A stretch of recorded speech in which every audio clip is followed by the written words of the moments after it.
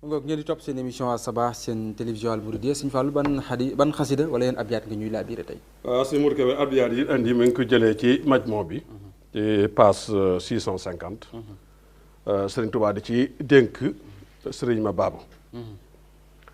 lam ko wax rek mooy alayka yaa ma baabu bimtisaali awaamir rahmaani sil jalaali yow ma baabu maa ngi lay dénk na nga topp ndigali suñ borom yi moom mi nga xam ne mooy aji màgg ji waaye wa bitinaa bi ma naha anhu abad in kunta mustaqan ila layli rasad waaye na nga moytandi ko tim lépp loo xam ne yàlla subhaanahu wa taala tere na ko su fekkee ne namm nga am ak njub su fekkee namm nga ak njub nga xam ne si dañu mën a dégg ne képp koo xam ne daal bëgg nga ak njub mooy fokk nga topp ndigali suñ borom yi waaye fokk nga bàyyi maanaam tere yi mooy tax nga am ak njub mu dolli sa na ko wax lam bi anna bihima yunaalu manafia daarayni fii ma xaalu ci ñaari yi muy topp ndigal yi ak bàyyi tere yi si la jaam bi mën a amee njariñal ñaari kër yëpp muy àddina ak àllaaxira wax ko wala takun muxaalitan sawil xufuuli bal kun musaahiban aqi sawil uquuli bul jaxasoog mukk ñi nga xam ne dañoo sàggan ñi sàggan bul jaxasoog ñoom li fi nekkee mooy deel ànd ak ñi nga xam ne boroomi xel lañu loola lañ ciy namm rek mooy nit ki war nañ fexe ba di ànd ak koo xam ne moo koy jariñ ci diini ji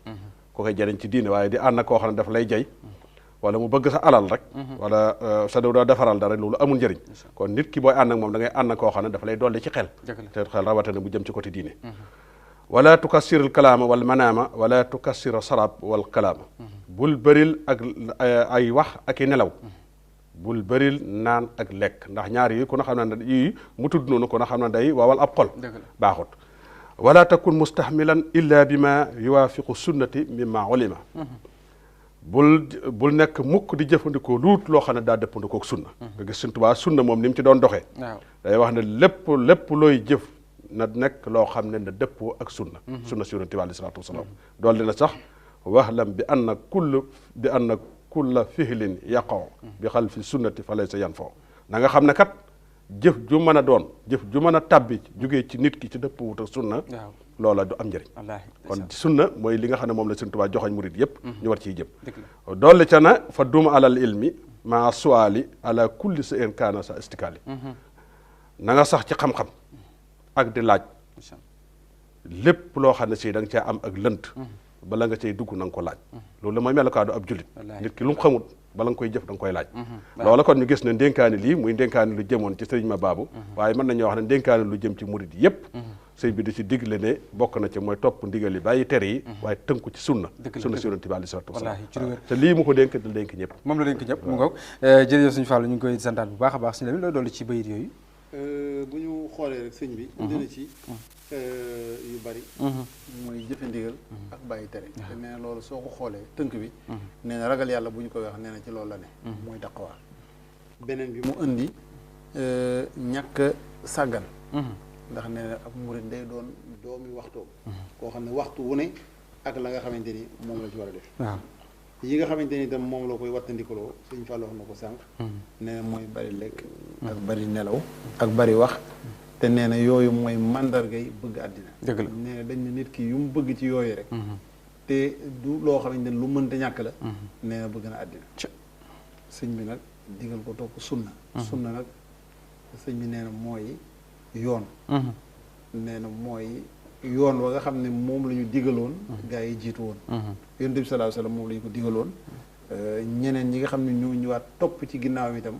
moom la ñu ko digaloon nga xam ne fii sunna sëñ bi nee na mooy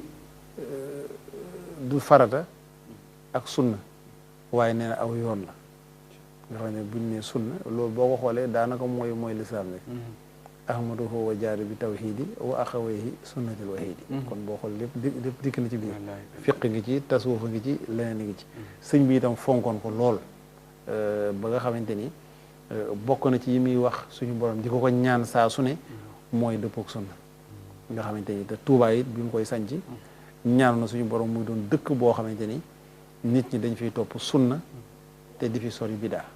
mu doon dëkk boo xamante ni itam dañuy dëppoog li yonent bi sallallahu alayhi wasallam digle nga xam ne daal lépp rek lu ab jullit di def rek xool nu ko yonent bi sallallahu alayhi wasallam daan diglee ak lu mu ci wax ak nu mu ko daan doxalee mu doxale ko noonu ma ngoog jërëjëf suñu Mamadou Lamine ñu ngi koy santaat baax moom it di sant Sëñ Fallou Galass ñu ci bayit yu am solo yi nga xam ne mu indi tey suñu Fallou xam naa ñu daal di dugg rek kon ci xikma bi